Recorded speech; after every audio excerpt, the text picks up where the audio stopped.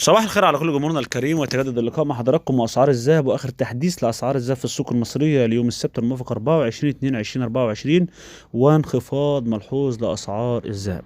وقبل ما نقول اسعار الذهب نرد على السؤال اللي الناس كتير بتساله: نشتري ولا ما نشتريش؟ احب اقول لك لو عندك مناسبه وعندك اي حاجه محتاج انك تشتري ذهب فاشتري وقلبك جامد.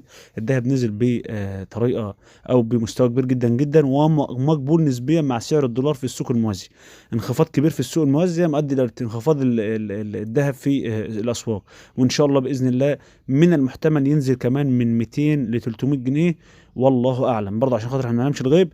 أما بالنسبة للشراء طويل الأمد فأحب أقول لك اشتري وحافظ على قيمة العملة اللي معاك، ما فيش أي مشكلة خالص. احنا من ساعة ما شفنا الدنيا ما فيش في مرة شفنا الذهب رخص أو رجع لورا، ولكن الدهب بيرتفع مع ممكن اختلاف يرتفع ينزل يرتفع ينزل، بس هيوصل للنقطة اللي وصل لها قبل كده. وجدت أسعار الذهب آخر التعاملات كالآتي: الأونصة الشراء 111973، البيع 110200. الجنيه الذهب الشراء 25200 والبيع 24800.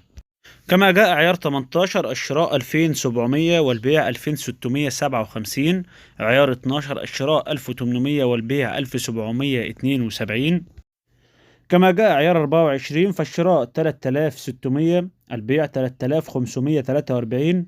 عيار 22 الشراء 3300 البيع 3248.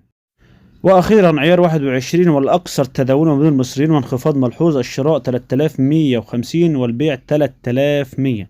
كده كنا قدمت لحضراتكم اخر تحديث لاسعار الذهب. تابعونا عشان تعرفوا اسعار الذهب على مدار اليوم وبشكل يومي، كمان اسعار المنتجات الاخرى في السوق المصريه.